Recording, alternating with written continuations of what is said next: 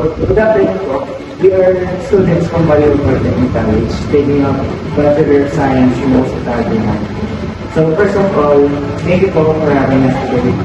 We really appreciate the time and opportunity to learn more about your culture. Before we proceed in our interview, we hope to gain valuable insights that will help us in our study. So also, before we start, I'd like to introduce my group members. First, I'm just Vince Harry. With me are Sheila, Audrey, Alisa, and JM, and Dimple. So, kami sa yung grupo na nagsasawaan ng everyday. Once again, thank you po. Let's begin. So, first question po tayo. Kailan po na-establish yung company po? Ano po yung story behind the Nanyang concept? Okay. So, first question natin, established itong cafe recently lang, September 8, 2025. So, yung concept naman and story behind this. Sa concept, naisip namin gawin minimalist share. So, ano siya, nakakaiba. Kapag sa nakaiba natin yung minimalist na beige, neutral colors, dito sa ginawa namin yung setup, may pagka-industrial theme. So, makikita nyo, sinunod sa page, makikita nyo dyan, scrap, metals, nakikita nyo, yung wall natin, ginawa natin yung pakain ba ito para yung setup.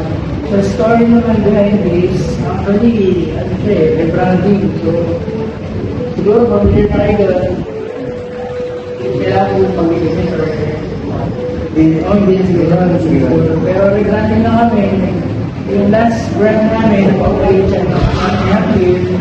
So, nangyayari, kabukas eh, nag-decide kami na gawin ganito, mas malaki, mas komportable, mas malamig, mas aesthetical yung page, at the same time. So, next question. Ano po yung naging inspiration or yung goal po sa pag-open ng coffee? Simulat po yung behind that inspiration? Ano lang, actually, inspiration, pangpalapan. Naisip ko lang, magtay ng bahay. Tapos, pinagpilin ko lang sa mga kaibigan sa tropa. Hindi ko sa pinasa. Sa parang doon nag-click na, ay, what if try mo nga ako. So, try ko na siya hanggang sa dapat pang engagement sa iba't ibang tao. Pinupush din nila ang tuloy-tuloy. Masaya. Sa nasunod na iba't ibang names. After 2 years, ito na, topic it natin. Okay. So, ano po yung secret or winning factor nito kapag lumagawin yung bagay? Tapos ano po yung mga advantages mo for sa ibang coffee shop?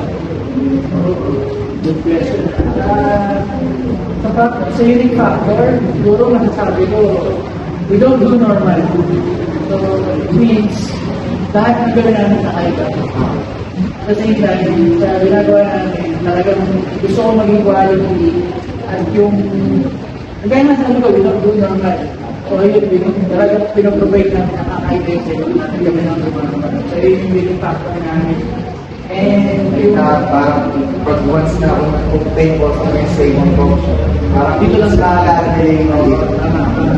tapos, ang isang question, advantage. So, sa advantage naman, syempre, number one, quality coffee. Quality control ng production ng coffee sa base system and sa mga rice mills, pasta, talagang yung walang magiging katulad sa iba. Kumbaga, bilhin mo yung produkto namin sa ganitong halaga, sulit. At the same time, kaya namin provide yung quality service.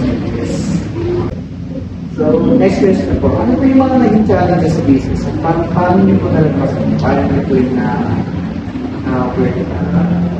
So, challenges naman, number one talaga is yung bad weather. So, sa nangyayari ngayon, ayun, may bagyo. Example yan ngayon, yung mga bagyo. Pero, nangyayari yung okay. Kasi, minsan, madalas, hindi pala minsan. Hindi madalas. Dahil umuulan, may sumusulog dito. Matulad niya, di ba? Parang mga ganyan. Isa sa challenges, pero at the same time, pinitake namin yung challenges sa ganung bagay. Kaya nga nyo, ito naman talagang lahat ng pwede namin i-provide na walang gumagawa. Ginagawa namin. Okay, so that way lang po. We are students for Baliwag Polytechnic College and taking up Bachelor of Science in Hospitality. So, first of all, thank you so much for having us today. And we really appreciate the time and the opportunity to learn more about your coffee experiences. Before proceeding the interview, we hope to give valuable insights that will help us in our study. First question po tayo, kailan po na-study siyang cafe? Ano po yung story behind it and concept po ng start? So, inspired lang kami sa and the story behind doon sa podcast natin is gusto namin talaga maging sobrang lang na coffee shop. So, the concept is yung wala pa sila, pwede natin na-engage at the same time. Why offer namin sa ibang tao sa mga consumer na mas may quality, mas intimate, mas connected ka sa tao. Kaya din, yung main concept ng mga videos namin cinematic, yung more emotional, more inspirational, connected ba yung soul mo yung tayo. So, para sa amin, hindi lang kami yung nagdepende ng kape. Nagdepende namin yung experience, emotion, excitement, saka yung story is ang bawat rin. So, yun na nag-umpisa na gusto namin concept na bago. Kasi kung coffee shop, normal naman yan. Normal yan. Dapat pinakauna ang pinakauna requirement is dapat matik na sa maraming sa ating pagkain, sa ating dishes. So, bakit ako dito bakit kasi maraming yun yung maraming pagkain. Ano pa yun? Friendship,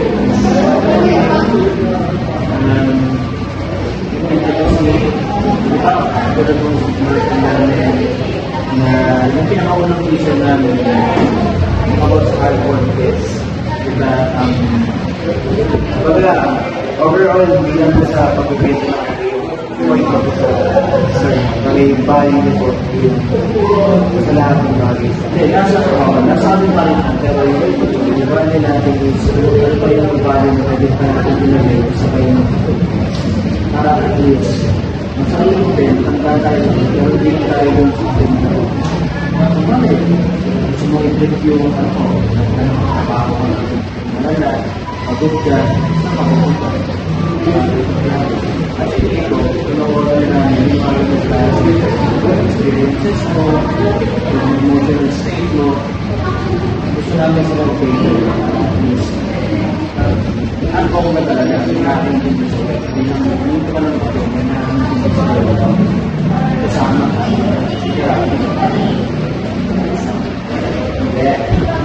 Next question po tayo. Ano po yung mga naging inspiration or goal po sa pag-open ng coffee? Nag-research po kayo. Personal that yung personal. Yes po, pwede ba? So, para sa akin, ang experience is, ako talaga may talaga ako gumawa ng story. Kahit ilagay ako, pero more on marketing talaga ako. So, nahilig ako mag-tell ng story. Kaya,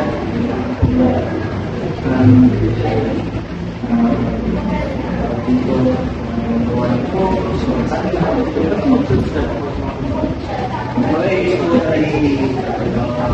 Tapos, nakilala ko si Mark. Si Mark, tubi na. Tubi na talaga. Tapos, ayun, mag-tignan niya. Sabi ko, bakit ako hindi natin magkaroon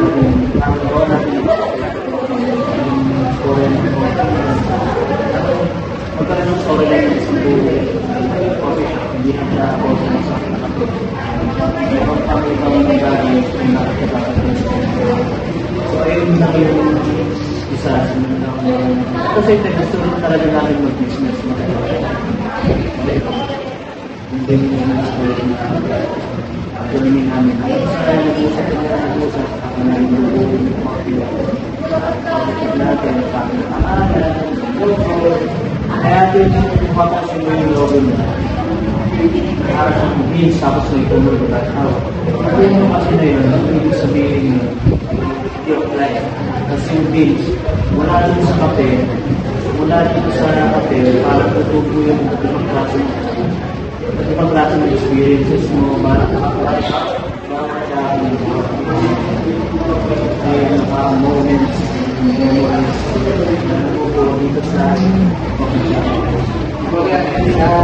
every school na mga dapat lives, yun po yung nag-represent ko sa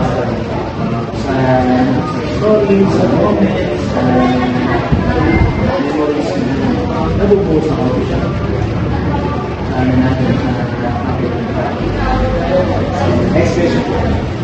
Ano po yung secret or unique factor niyo?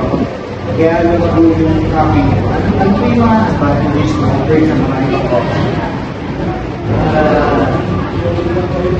Tingin ko ang advantage lang natin Guys, yung siguro po yung pagsabi natin na once na yung mga regular customer or yung personal na pupunta sa ibang shop, tapos mas naiisip nila yung pati flavors yung mas na dahil sa ayun. So kami, medyo na lang sabihin mo sa iba. Sa kami, ang ginagawa namin, wala kami binabantas sa process. Wala talaga ng ingredients namin, quality. Tapos, pati yung makikita na sa mga namin sa mga kapamit namin. Hindi namin na spikes na yung and yun, siguro ang approach namin is talaga namin makapagod bukod sa masarap na ng kape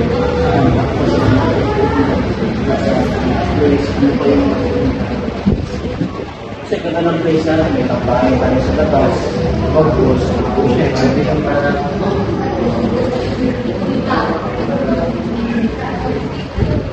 So, makakapag na po, ano po yung mga naging challenges sa business? At paano nyo po na-represent? hindi kasi sobrang mabago pa lang din maging challenge namin is yung parang namin mas magaganda yung service namin kasi hindi kami ma-overwhelm sa tao kasi may mga times na sobrang daming tao tapos susunod yung mga orders parang namin siya hindi ko rin sa kanya na mas yung service at quality pa rin kahit so ayun tapos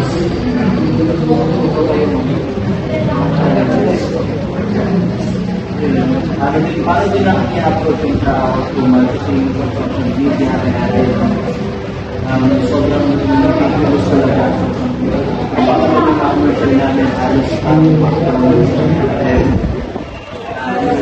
kasi ito talaga namin itaas yung bar nare-review yung na-course kahit may game na ginagawa So, next question po. How do you usually promote your coffee? Kumbaga ito mga social media, events, or other marketing strategies na makakakuha po sa mga coffee?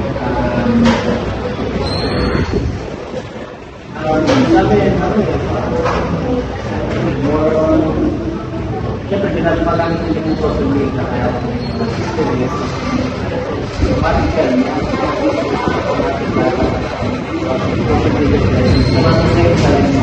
natin pa rin yung pinag-tradition masarap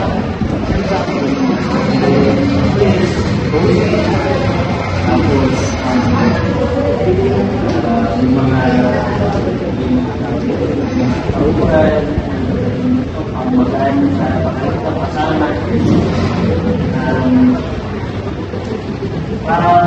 para may effective is magkaroon ng dominant equivalent kung sa student yung naka-traditional parang word of mouth ito yung part ng tayo yung attachment ko at least balik namin yung ibang tao ay maraming mula and may mga nagkakaroon na rin namin ng classes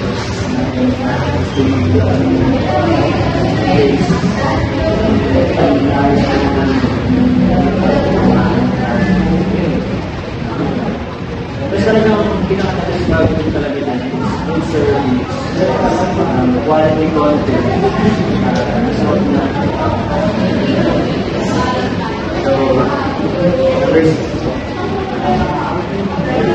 bago po yung mga campaigns or concern na mga nakakuha ko ng point,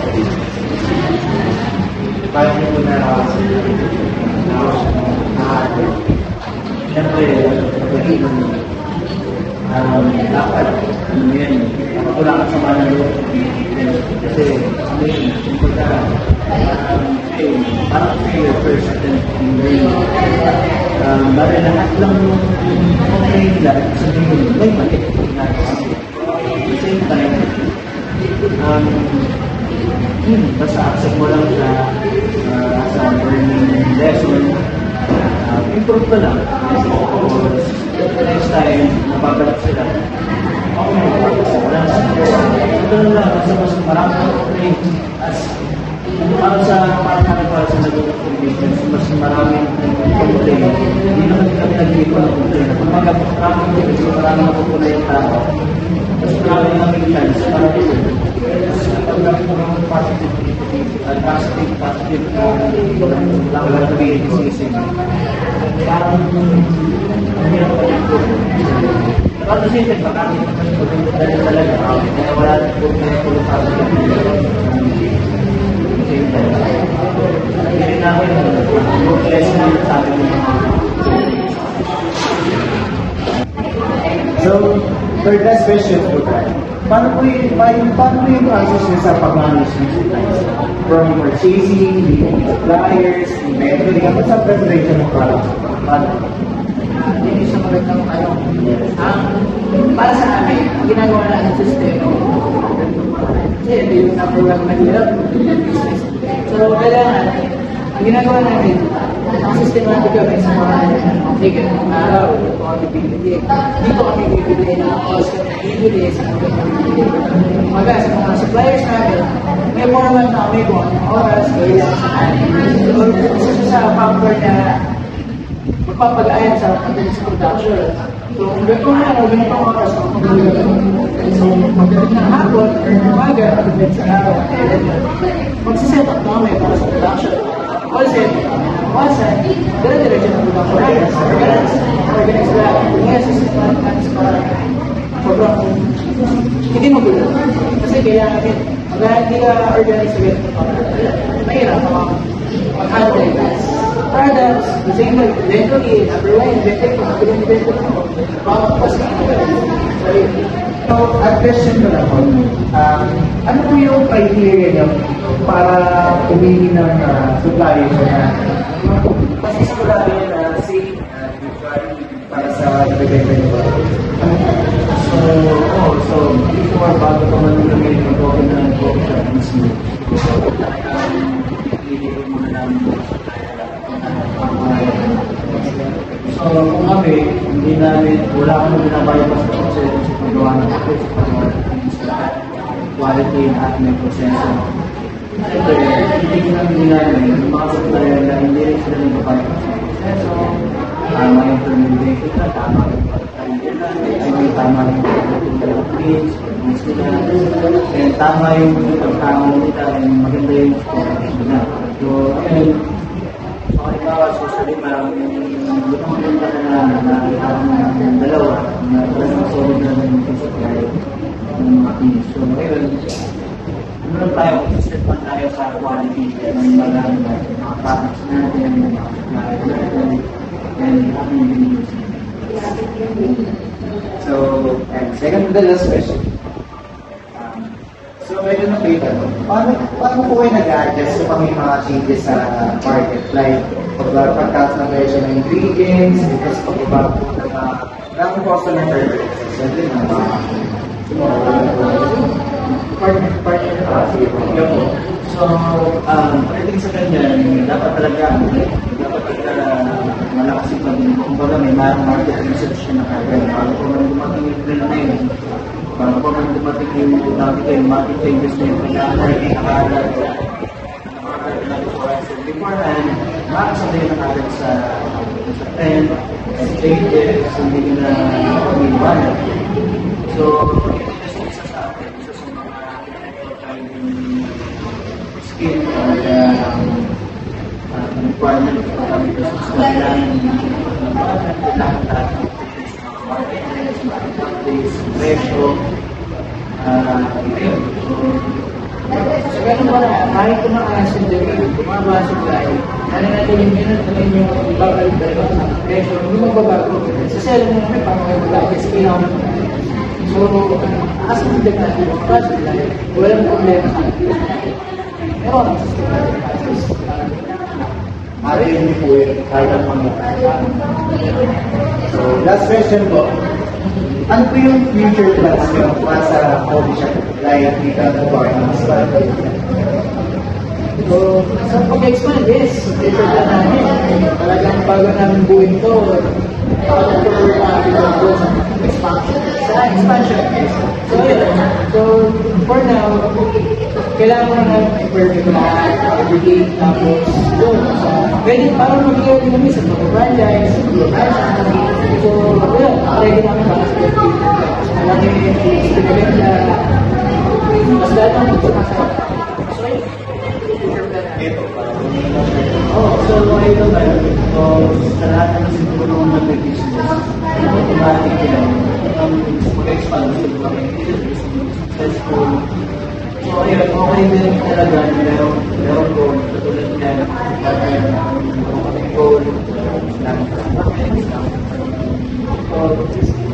Parang na business namin. Kasi tayo dapat powder ka lang, yung word na lang, makakuha lang na kayo na pang gawin. Adjust ka lang sa mga naman adjust. And ayun, kung talaga kung magbibigay ng proseso, magbibigay ng yun. Sana man nalapin, ibibigay mo yung ito ng pagkatan, hindi mo pagkain ng masarap, masarap, yung experience ng tao, yung naganda ng pagkain, automatic na yun, yung context. Yun yung makakas namin ang kinakain. Siguro yun na yung epekto ng tuloy lang sa mag-expand talaga. Pwede rin